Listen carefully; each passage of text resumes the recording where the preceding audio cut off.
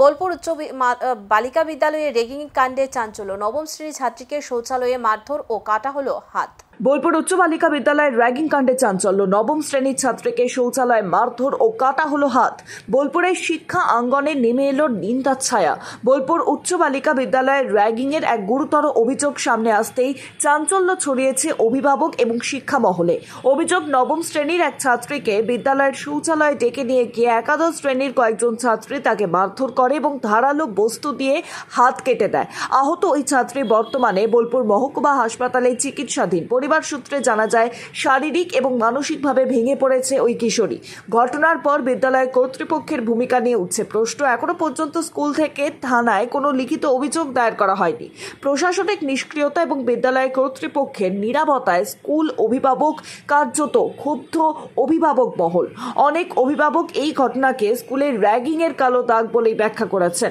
এই ঘটনা নতুন করে রাজ্যের বিদ্যালয়গুলিতে ছাত্রছাত্রীদের নিরাপত্তা নিয়ে বড় প্রশ্ন তুলে দিল। অভিভাবকদের দাবি, ঘটনার নিরপেক্ষ তদন্ত হোক এবং দোষীদের কঠোর শাস্তি নিশ্চিত করা হোক। একাদশ শ্রেণীর অভিযুক্ত ছাত্রীরা ঠিক কী কারণে এমন ঘটনা ঘটালো তা এখনো স্পষ্ট নয়। তবে বিদ্যালয়ের অন্যান্য ছাত্রীরা জানিয়েছে, কিছুদিন ধরেই ওই নবম শ্রেণীর ছাত্রীর উপর মানসিক চাপে ফেলার চেষ্টা চলছিল। এই ঘটনার পুঙ্খানুপুঙ্খ তদন্ত এবং দৃষ্টান্তমূলক ব্যবস্থা গ্রহণ না হলে আন্দোলনের পথে হাঁটার হুঁশিয়ারি দিয়েছেন একাংশ অভিভাবক। 3:40-45 যে আপনি স্কুলে আসুন, আমার মেয়ে একটু অসুস্থ বোধ করেছে। আমি সে মতো স্কুলে গেলাম। গিয়ে তারপরে ওখানে গিয়ে দেখলাম যে আমার মেয়েকে হেডমিস্ট্রেস রুমের পাশের রুমটাতে বসানো আছে।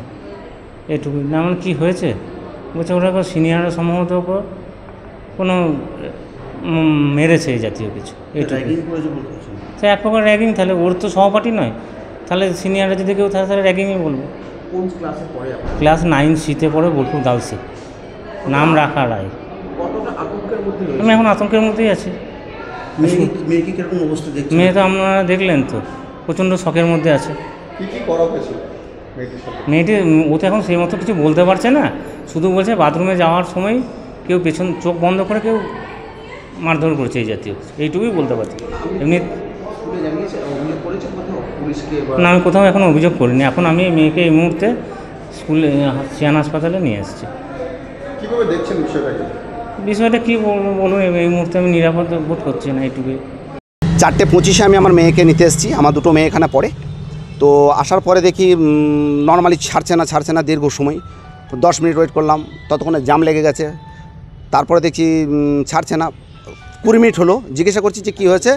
তো এখানকার যিনি সিকিউরিটি বা এখানে দেখাশোনা করেন সেই ভদ্রলোক হঠাৎ করে বেরিয়ে আসলো। তো আমাদের বেশ কিছু লোক জিজ্ঞাসা, এত লেট হচ্ছে কেন? তো বললো একটা মারপিট হয়েছে। তো মেয়েদেরকে তারপরে আমরা যখন বেরিয়ে আসার সাথে সাথে মেয়েকে জিজ্ঞেস করলাম, কী হয়েছে? তখন মেয়েরা বললো যে কোনো একটা ক্লাস 9-এর পরে একজন মেয়েকে বেঁধে রেখে বাথরুমে নিয়ে গিয়ে তাকে হাত কেটে দিয়েছে। তারপরে রক্তাক্ত হয়ে গেছে। মহিলাটাকে আমি জিজ্ঞেস করলাম যে তাকে কী করা হয়েছে? তার বাবা মাকে ডাকা হয়েছে। বললো হ্যাঁ, তার বাবা মাকে হয়তো ডেকেছে, ফোন করে বাবা মাকে দিয়েছে। আমি বললাম যে কোনো লিগ্যাল অ্যাকশন বাগারা কিছু নিয়েছে? বললো কোনো ধরনের লিগ্যাল অ্যাকশন বাগারা কিছু নেওয়া হয়নি। তো সঙ্গে সঙ্গে আমি আমাদের যে জার্নালিস্ট পোর্টাল আছে সেখানে আমি ইনফর্ম করলাম।